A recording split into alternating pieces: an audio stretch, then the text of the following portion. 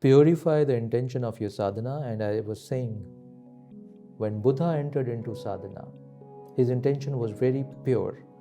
He wanted to find out a way so that he can transcend this whole duality of pain and pleasure. That's where his journey started. Is there anything beyond this life, beyond the pain and pleasures of the life? Because this whole life seems like a big dukkha. Is there a way out of this dukkha? If in the end we all die, is there a way out of that? Then what is the truth? What is the reality? Who is God? Buddha wanted to find all of that. Absolute purified intention of sadhana.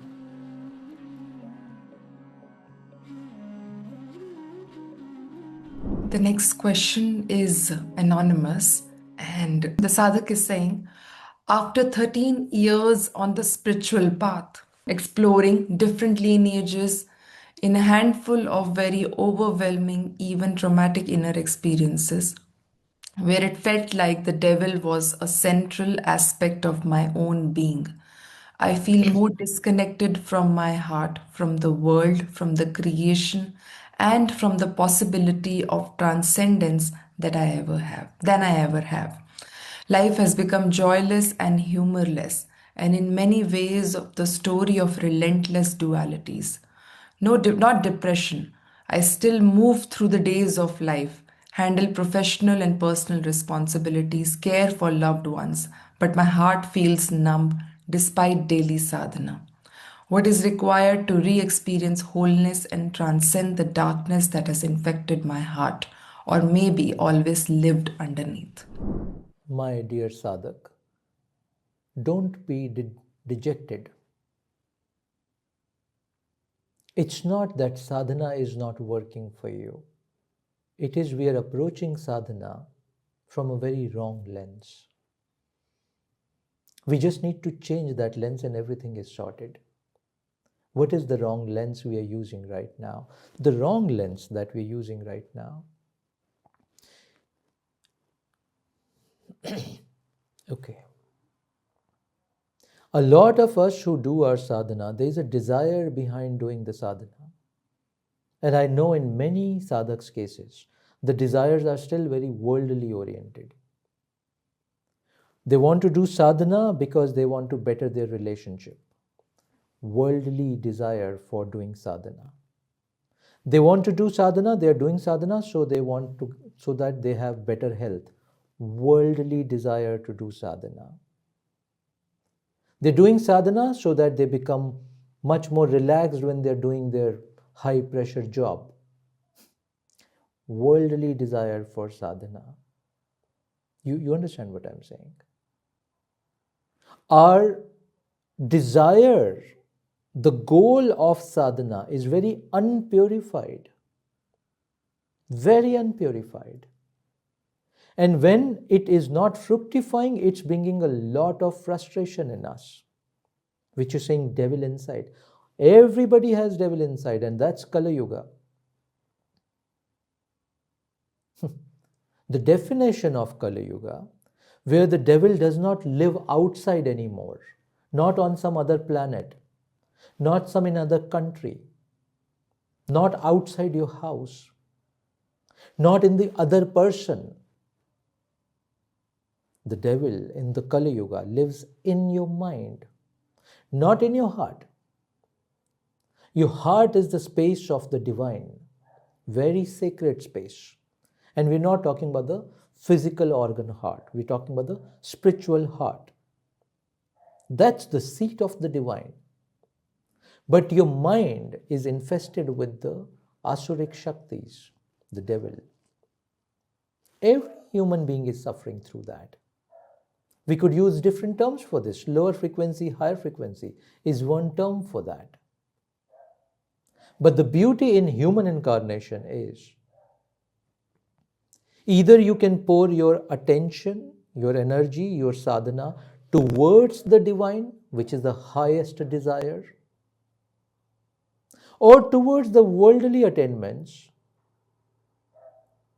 which is low frequency desires, which are devilish desires, what you're experiencing. You understand what I'm saying?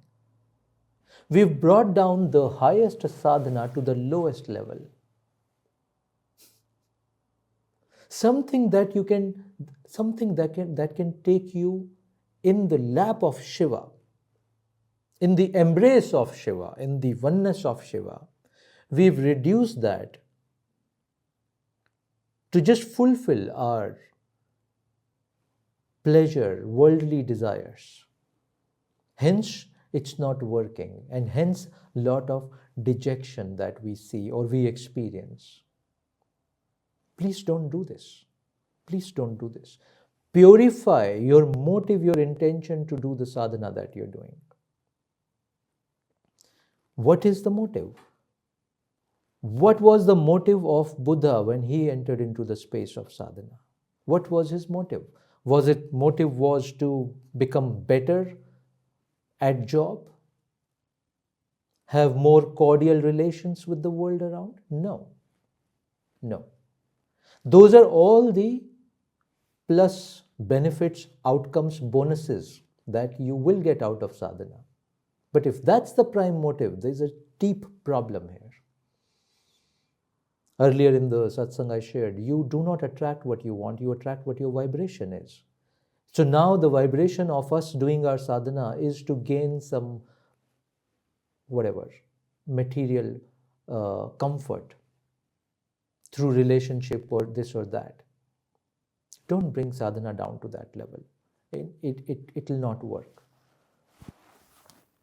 It will not work that way. So number one, purify the intention of your sadhana. And I was saying, when Buddha entered into sadhana, his intention was very pure.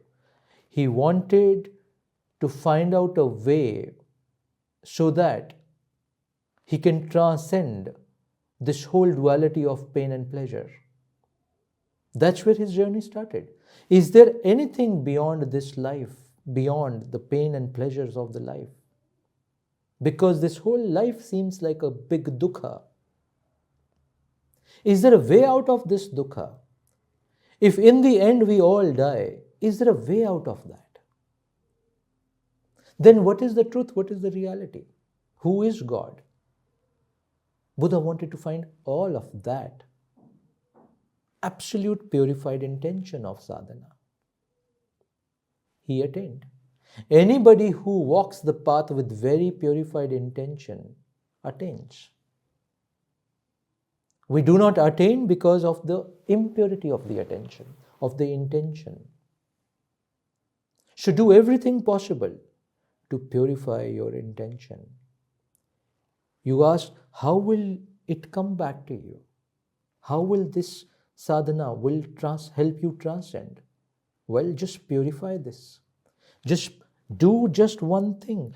Purify the intention behind sadhana. And when you will do, something magical will happen, and I'll tell you what magical will happen, or that magic you can also as practice bring into your life. It's changing the perspective. Now everything in your life you start to do as your sadhana. Change the orientation of everything that you're doing in your life as your sadhana. So first we purify the intention of sadhana.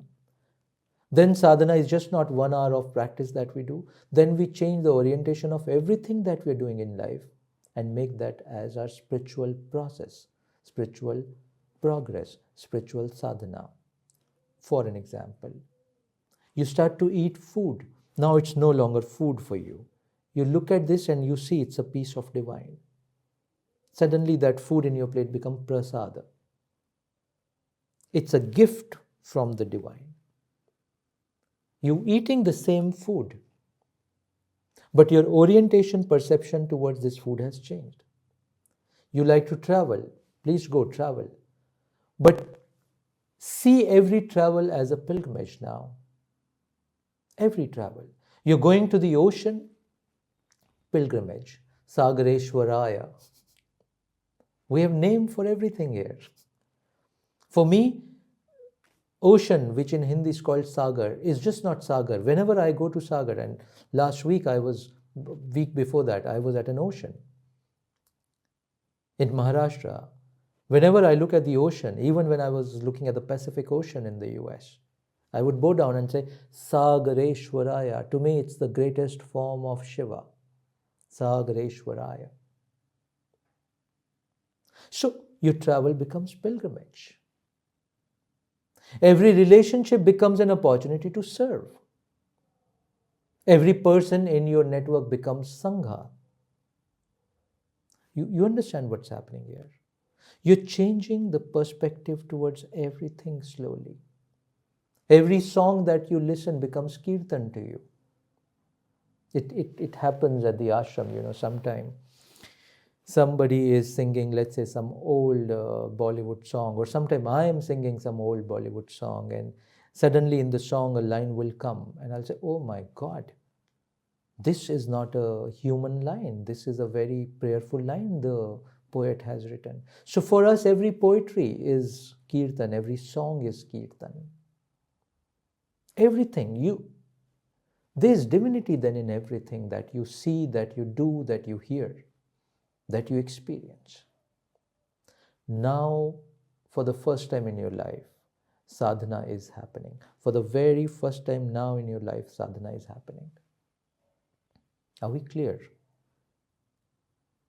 Purify the intention of doing your sadhana. If you are only desiring to better your relation, better your health, please do not call it sadhana. Then call it anything else. That I'm writing this journal to become less stressful. Then don't say it's my sadhana. I'm just writing this journal to become less stressful.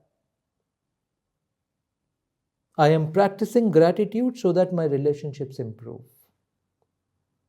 Be very clear. Then don't call it spiritual sadhana.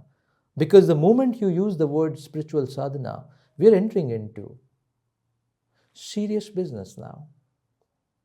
Not serious, not serious like long phase, but intense business we are entering into. The intense business of bliss we are entering into. Yeah, but it's intense business. Then please let's not bring it level to the regular earthly achievements that we want out of life. Yeah.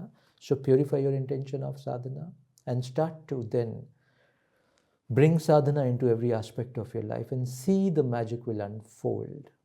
Your purity will unfold this magic. I have not seen, my friend, anybody who approach sadhana, who enter into sadhana with a very purified heart, and who is then not able to defeat all the demons inside. All your devils and demons inside that you mentioned, they only fear one thing. Only one thing they fear. And that one thing is your purified sadhana. That's all they fear. The moment you enter into sadhana with purity, these demons they can't survive that. They'll have to just disappear. They just cannot survive that. All demons. Kama, Krodha, Lobha, Moh, Mad, Matsarya. Someday we'll talk about it in detail in English. All these demons just fear purity of your sadhana. So invoke Shiva in your life, your highest Ishta. Be in the presence of your Guru as much as you can, even if it's digitally. Be in connection with your Sangha more and more. Heartfully connected with your Sangha. Make your life as an opportunity to do seva to the divine through your acts. Everything that you do in this life, your job, your serving family, anything that you're doing, is your seva to your Shiva. And bring purity in your sadhana. You do these 5. No demon can stay in your mind. They will have to leave. Because originally, it is all the space of Shiva. Not just your heart is the space of Shiva. Even your mind is space of Shiva. All you are is just whole space owned by Shiva. It's just that some devils have entered because of your puny desires. They found a window. You drop your puny desires, the window is blocked. You invoke the highest desire for Shiva, demons are gone. Life is not as difficult as it appears to be. Invoke Shiva, invoke Guru, invoke Sangha, invoke Seva, purify sadhana. The beauty will appear back in your life. I hope, I pray it happens, not just for you, for all of us in this very life. Thank you.